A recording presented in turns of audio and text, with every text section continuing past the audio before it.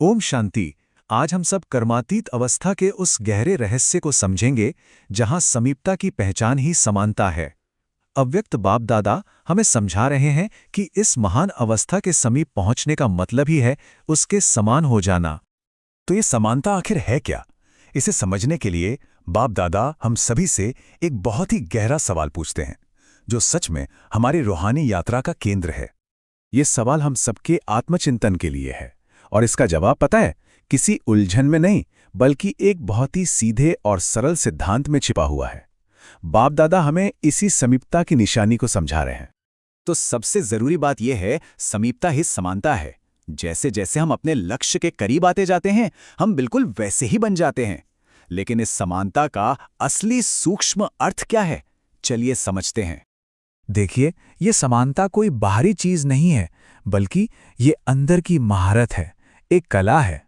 ये एक ऐसी कला है जहां आत्मा दो बिल्कुल अलग अलग दिखने वाली अवस्थाओं के बीच बड़ी आसानी से संतुलन बना लेती है। ये दो अवस्थाओं का एक कमाल का संतुलन है। सोचिए, एक तरफ कर्म करते हुए दुनिया के संपर्क में आना, और ठीक उसी पल दूसरी तरफ अंदर से न्यारे और शांत रहना। जैसे आवाज में आकर तुरंत आवाज से परे हो जाना, या अपनी कर्मेंद्रियों का उपयोग करते हुए भी उनसे बिल्कुल डिटैच्ड रहना। और यही सहजता उस ऊंची अवस्था की निशानी है। लेकिन इस सहजता को हर हाल में, खासकर जब दबाव हो, तब बनाए रखना ही तो असली चुनौती है। और यही उस परीक्षा का सार है जिसे बाप दादा फाइनल पेपर कहते हैं। बाप दादा हमें सचेत करते हैं कि जो अंतिम परीक्षा होगी उसमें हर तरफ से हलचल होगी। ये हमारी आंतरिक स्थिरता की सबसे बड़ी परीक्षा होगी। जरा सोचकर देखें, एक तरफ वायुमंडल यानी प्रकृति की हलचल, दूसरी तरफ व्यक्तियों और संबंधों से आने वाली इमोशनल हलचल, और फिर साधनों की कमी से पैदा होने वाली दुनियावी हलचल। जब ये चारों तरफ से एक साथ घेर लें, तब पास होने के लिए हमें एक ऐसी अंदरूनी स्थिरता चाहिए जो किसी भी बाहरी सहारे पर निर्भर ना हो। यह उस स्थिति का कितना सटीक वर्णन है जिसे हमें पाना है। तो सवाल उठता है, इस परीक्षा को पास करने के लिए कौन सी अवस्था चाहिए? बाप दादा इसका जवाब देते हैं, एवर रेडी, यानी सदा तैयार अवस्था। एवर रेडी का मतलब सिर्फ तैयार रहना नहीं है, इसका गहरा अर्थ है श्रीमत, यानी बाबा का दिव्य निर्देश मिलते ही 1 सेकंड के अंदर अपनी अवस्था को बदल लेना। ये इंस्टेंट ट्रांसफॉर्मेशन की शक्ति है। यहां समय का कोई गैप नहीं होना चाहिए। जैसे ही निर्देश मिला, उसी पल स्वरूप बन गए। यह एक ऐसी परफेक्शन है जहां सोचने और करने के बीच कोई फासला ही नहीं रहता। बाप ने बोला और बच्चा बन गया। ये लाइन कितनी सरल है और कितनी गहरी भी। इसमें कोई सोचना या तैयारी नहीं है, बस तुरंत आज्ञा का पालन है। और बाप दादा हमें याद दिलाते हैं कि इस अवस्था को पाने में 1 सेकंड की भी देरी का परिणाम बहुत बड़ा हो सकता है। 1 सेकंड से ज्यादा की देरी का मतलब है फर्स्ट डिवीजन का स्थान खो देना।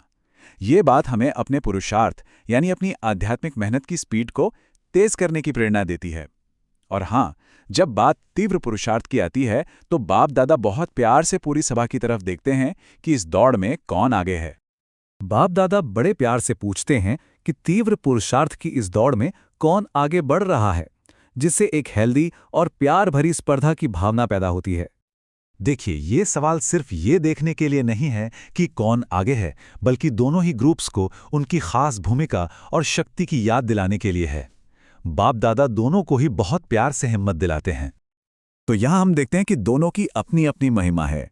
पांडवों को ब्रह्मा बाप को फॉलो करके नंबर 1 बनने के लिए कहा गया है, और शक्तियों के त्याग को महान बताया गया है।